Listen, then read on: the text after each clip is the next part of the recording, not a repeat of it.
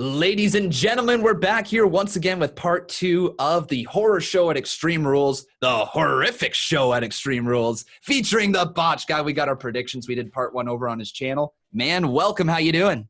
Yo, what's going on? It's the Botch Guy. No, I'm doing good, man. Part 1 was a blast.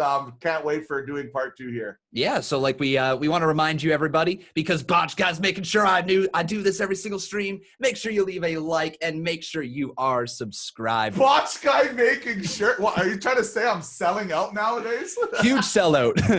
Huge sellout. Hey, it worked. Look at that. Look at that screen behind you. You're selling out to Look at WWE by the likes day. that just popped up on your channel. Holy crap. Oh, okay. Don't do that ever again. Okay, go ahead. All right.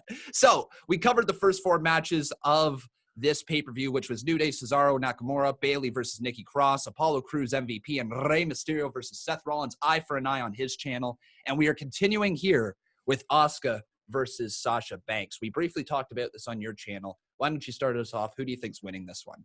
Well, in my personal opinion, we had a pretty fun discussion on part 1 about the whole Bayley match that was happening. But obviously, there's big implications here with Sasha, considering how tight they are. And in my personal opinion, I truly think that Sasha Banks is going to be taking this one. Okay. I wonder what Khan is going to be thinking about this one. But I think Sasha's going to be taking this one because I think they're going to try to set up a storyline where, well, Sasha now gets her title, and now she can be like, okay, Bayley, look at me now. You know, you basically steamrolled through everybody. I'm the champion now. I'm not just under you anymore. And we're both dual champs. Let's set up an Omega match. Now, I don't know how it would be. I don't know if it would be a friendship type match. I don't know if it would be, one of them turning heel on each other. I hope not. But it would be interesting what's going to happen between them. What do you think, Con? Yeah, like it's definitely an interesting place to be in. Like we previously talked, they could do something weird where Sasha takes this title, Bayley loses hers, and then they feud over the Raw Women's Championship. That is a possibility. If I'm just looking at the story right here, I could see Bayley somehow accidentally costing Sasha Banks the title. Whether she's coming down to ringside to cheer on her friend in the middle of the match or what have you. I feel like Sasha Banks isn't winning the title here, even though it would be amazing to see them do champion versus champion at SummerSlam. I feel like this is going to be the catalyst that starts the dissension between Sasha Banks and Bayley. Bayley costing Sasha her title. They eventually lose the tag team titles, and then that sets up the SummerSlam match over the SmackDown Women's Championship. Not to mention all the other potential matches that could kind of come out of it, with Alexa Bliss there, and you have Nikki Cross and all that type of lovely stuff as well. Yeah, like it would be, honestly, it would be really amazing if that fantasy booking idea that I told you over in part 1, if that did come true, it would be really good booking. It'd be really good. So make sure you guys go check that out on his channel if you want to know what I'm talking about. Oh, thanks for the plug, bro. All right. So I have Asuka. You have Sasha Banks. Correct? We're differing on that one again? Yes, we're different. Right. This is the rivalry of rivalries. I think this is the first time ever we're so... The horror show on YouTube. The horror show on YouTube. So opinionated on opposite directions here. All right. Drew McIntyre versus Dolph Ziggler. We don't know what the stipulation is, so I think let's start out with what do you think the stipulation is going to be? I honestly don't think it matters what the stipulation's going to be because in my personal opinion, it's pretty clear that Drew McIntyre is going to be doing it. But in my opinion, I hope that if they're going to do any sort of this stipulation, I hope that it's kind of like a Randy Orton type interference coming out here and setting up the whole Drew McIntyre versus Randy Orton potential storyline leading up to the next pay-per-view. Because that is something I really want to see because Randy Orton right now is at the absolute top of his game. This is the best Randy Orton I have seen in years. Not to mention, Randy Orton without a crowd for me is even better than with a crowd because you can hear him talking so much crap. The amount of crap you can hear him talking to other wrestlers through the microphone, building up storylines is so nice. And then when you have this Dolph Ziggler match with Drew McIntyre, I know you're really excited for it. So I'm going to definitely give you the ball on that. But in my opinion, I don't think the stipulation really matters. But if I have to go with some sort of stipulation, I don't know, maybe like a unsanctioned match or just some no DQ, just any type of generic match like that, I think is fine just to get Randy into the picture. But what do you think? Okay. I think it is going to be the Claymore is banned. I think it's just going to be something silly like that. It's not going to be anything over the top. Dolph Ziggler has been dragging this forward, saying it's going to be something you're not expecting. It's going to be something that has never been done before. Well, it does fall into those two categories. Oh, he did say that. I missed that. Did. Yes. Oh, I guess there goes my prediction on the stipulation. But anyways, like also it's WWE. It could be something you've never seen before, and it's an unsanctioned holds no barred match, and they combine it together, right? So who knows? But yeah, I think Dolph Ziggler's losing this one. I'm captivated though. Dolph Ziggler's one of my favorites of all time. I think he has been honestly one of the most underrated acts throughout his entire career in WWE. But over the last 8 months, the way he has gotten Mandy Rose over, Sonya Deville over, Otis Dojovic over, and now he's in a WWE title match with Drew McIntyre. Honestly, I like the work he's been doing, and he's deserving of this match at Extreme Rules. I feel that Ziggler at his best back in the day when he had AJ Lee and Big E, and they had that amazing cash in with the Money in the Bank, and Ziggler was so popular. And then Del Rio concussed him. Yes, I think he was probably the most popular wrestler at that time for maybe a period of a couple of months there before the injury. And recently he's put in some good work, man. I have nothing against Dolph Ziggler. I think he's a hell of a wrestler. He's put in some good work. Honestly, storyline-wise, he's done a really good job.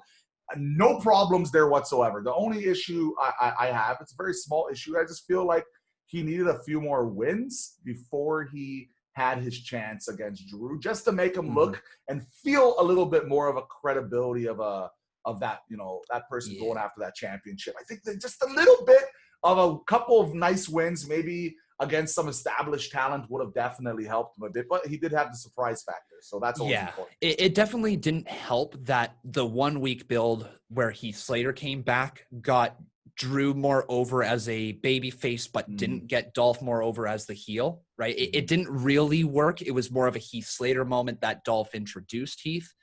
I think if that moment would have been centered more so around Dolph Ziggler manipulating Heath Slater, filling him with these lies, and trying to get in his head to go out there and take out Drew McIntyre, that would have been a little bit better of a story.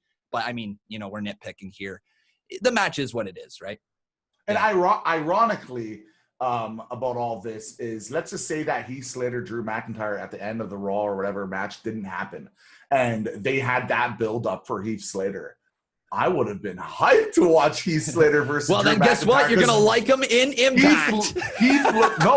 Did you hear? What? Oh, you haven't heard? What?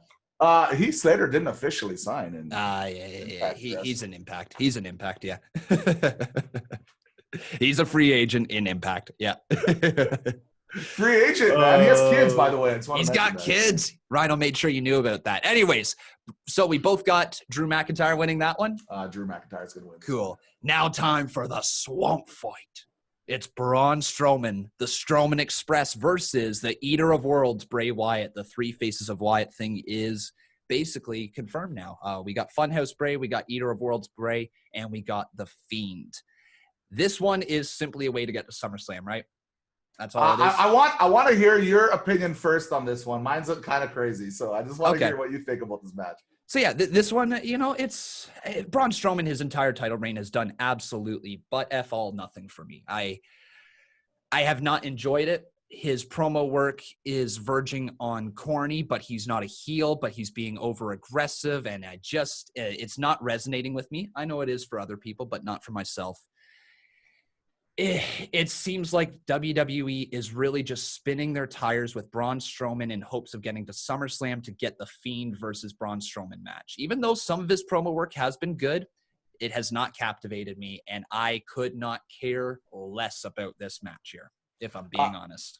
I think you're pretty much spot on that one. Braun Strowman's title reign is just kind of like I don't know. It doesn't have any sort of impact at all.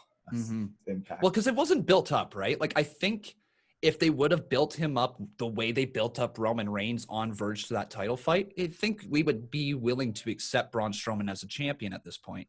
But it's because he went in there, no build-up whatsoever after losing a 2-on-1 handicap match for the IC title to Sami Zayn, and then being able to defeat Goldberg in no time. It just didn't resonate with a lot of people, I think.